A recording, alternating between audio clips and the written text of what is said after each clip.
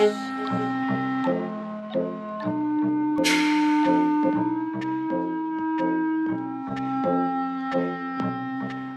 et bienvenue dans Archurbain, l'émission qui vous parle d'architecture et d'urbanisme. Au menu de cette émission, je vous entraîne rue Royale pour vous parler d'un projet hôtelier, le Motel One, qui a été conçu par l'architecte Philippe Verdussen du bureau Archi 2000.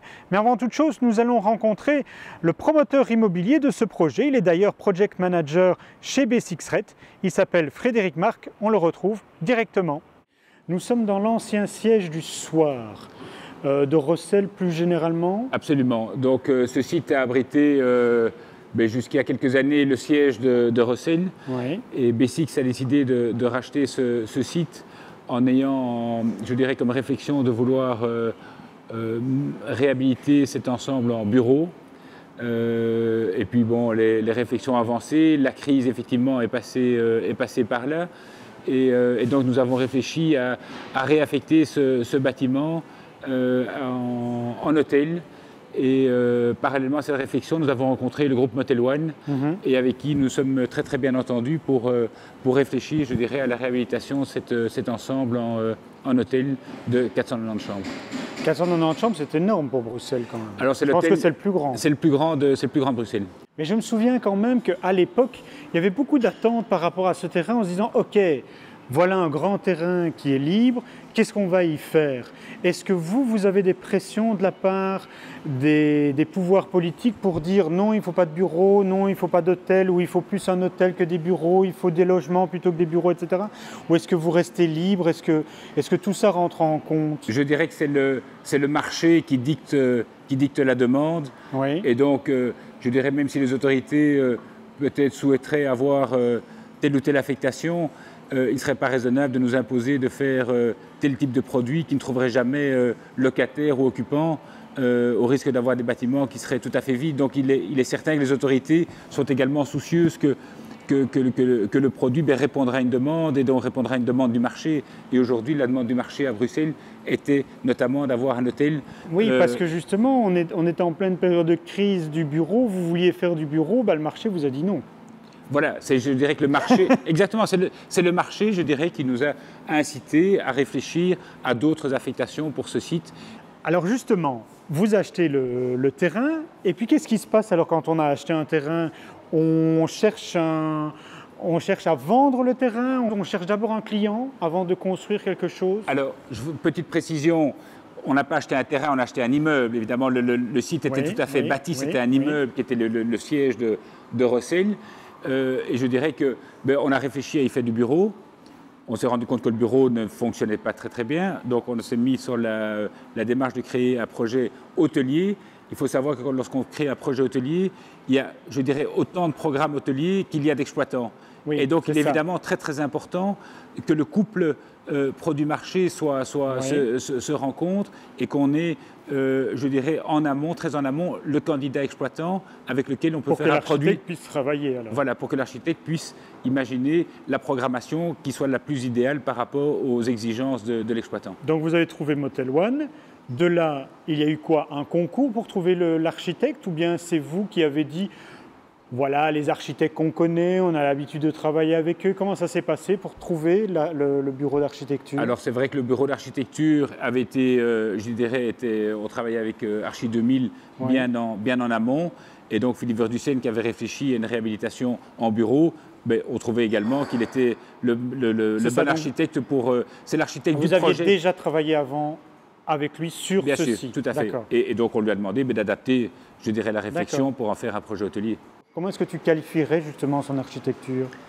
Alors là, je lui laisserai peut-être le soin de mieux la définir. Je pense que c'est une architecture qui est très sobre,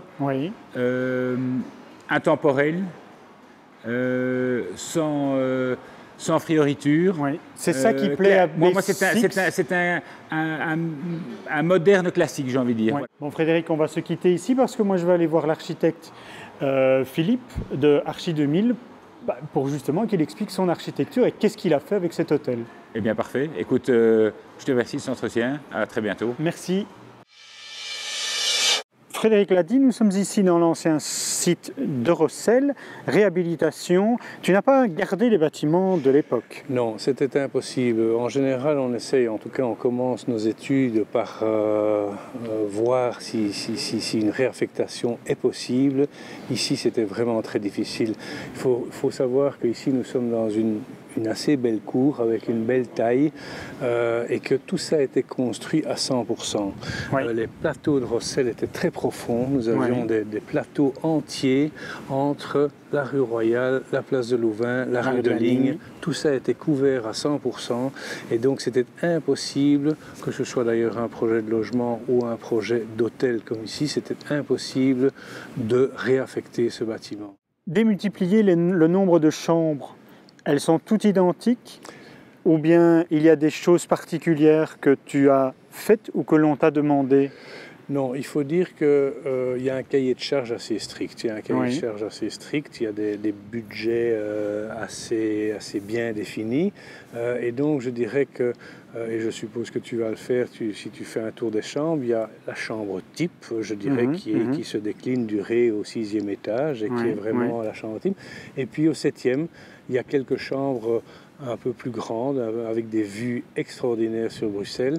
Et donc ça vaut la peine d'aller les voir parce que c'est une chambre un peu plus confortable, un peu plus vaste. Mais sinon, nous sommes dans un cahier de charges fort strict avec un label, une signature Motel One, des couleurs. Le label, la signature, les couleurs, c'est pas vous. Voilà, c'est ça. On est bien d'accord que c'est au niveau de l'architecture du bâtiment, la construction du bâtiment. Frédéric disait que l'architecture de Archi 2000, c'est une architecture classique et intemporelle. Est-ce que tu es d'accord avec ça? Je pense qu'effectivement, quand on regarde l'architecture d'ici, les façades, on a ça. Je suis assez d'accord avec cette définition. Je pense qu'il y a une double lecture. Il y a la lecture de la rue Royale où évidemment il fallait se trouver dans cette grammaire de la rue Royale avec un double niveau de rez-de-chaussée, avec un corps de bâtiment, un étage en retrait avec de la pierre blanche. Et ça, quand tu vois l'articulation Rossel, le bâtiment que nous avons fait aussi, le siège du soir, qui est de l'autre côté du petit marchand de tapis qui se trouve un peu coincé entre les deux, entre Rossel et entre. Oui, c'est vous qui avez fait le bâtiment de Rossel. Nouveau. Il y a une lecture, tu retrouves un peu, je dirais, quelque chose effectivement d'assez classique, mais on est rue Royale, il faut reconnaître qu'on est rue Royale. Bon, là, il y a donc aussi certaines impositions de la ville, de la région, mais que nous comprenons et que nous avons, je dirais, un peu interprété à notre façon, mais c'est classique, c'est intemporel. Alors, il y a ces façades intérieures, il y a les côtés Ligne Louvain, et là, il y a aussi une question budgétaire, je dirais, où nous ne déclinons plus la pierre, mais où nous déclinons de l'enduit, des châssis en aluminium, du verre. Mais je dois dire que, ça peut-être que tu le montreras dans ton reportage, mais quand on vient du Pacheco et qu'on voit cet angle place de Louvain, rue de Ligne, bon, moi je trouve que, même si je ne suis pas objectif, il y a une certaine élégance, il y a un côté assez intemporel qui est un peu une signature Archi 2000, c'est vrai. Entre le bâtiment de la rue de Royale et le bâtiment qui se trouve ici, rue de la Ligne et la place de Louvain, comment s'est fait la liaison entre les deux? Parce que du coup, la liaison, c'est un peu le patio, ce jardin intérieur qui est ici. Ça s'est fait par quoi? Par ce que l'on voit juste derrière nous? Ça s'est fait par ce que l'on voit derrière nous, effectivement. C'est le cœur de l'hôtel, c'est le lobby, c'est l'entrée rue Royale. Et puis, il y a si tu veux, un grand vide. Il y a un grand vide qui relie les deux niveaux. Et on descend au niveau de cette cour. Il y a tout l'espace petit déjeuner. Et je crois que ça, c'est vraiment le cœur de l'hôtel. Mais donc, alors devant nous, on a un mur aveugle. Mais de l'autre côté, donc, on a ce qu'on voit là. Qu'est-ce qu'il y a derrière ça? Alors là, au niveau du moins 1, au niveau du moins 1, il y a toute une série de locaux techniques, puisque là, on a l'accès des quais, on a l'accès des provisions, etc. Et puis, au niveau du rez-de-chaussée, on décline déjà des chambres, puisque là, on a, sur les deux façades, sur les trois façades, je dirais, place de Louvain, rue de Ligne, rue Royale, on a des chambres, etc. Philippe, Philippe, je vais te quitter parce que j'ai encore 2-3 petites questions à poser à Édouard Sirier, qui est le directeur de l'hôtel. Alors, j'ai juste lui demandé s'il est content de ton architecture. Ben voilà, je vais quitter, on va demander, les lieux. Demander à l'utilisateur pour voir ce qu'il en pense. Hein. Voilà, il est temps que je quitte alors. Bon, et tu m'invites alors pour une prochaine émission sur du logement, puisqu'on n'en a pas encore fait. Volontiers. Bon, merci Philippe, à bientôt alors. Au revoir. Donc, quand tu as visité l'hôtel, qu'est-ce qui t'a plu en fait dans cet hôtel? C'est en fait la première on va dire, choc que j'ai eu, c'est en passant devant sur la rue Royale, on n'a pas l'impression que le bâtiment est si grand d'une plus ou moins 15 000 mètres carrés. Oui, donc d'avoir une terrasse et un jardin intérieur, c'est rare en fait à Bruxelles. Et bien sûr le lobby à 2 niveaux avec une très jolie balustrade. Donc ça c'est les premiers on va dire points ou facteurs qui m'a impressionné sur l'architecture du bâtiment. Voilà. Mais alors moi je voudrais savoir, quand tu as vu l'hôtel, est-ce qu'il y a des choses que tu aurais voulu changer dans cet hôtel, ou bien est-ce que au niveau de la façade, est-ce que tu l'aurais voulu plus battu vu, est-ce que je ne sais pas. C'est vrai que d'avoir 490 chambres et qu'on voit que nous sommes sur on va dire complètement sur 8 niveaux. Oui.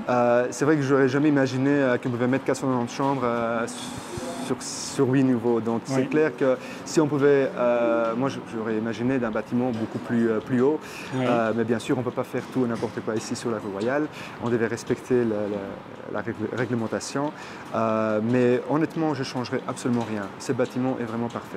Édouard, on va se quitter parce que malheureusement l'émission se termine. On peut voir et revoir cette émission sur www.archiurbain.be. À bientôt. Merci beaucoup. Merci beaucoup. Au revoir. Au revoir.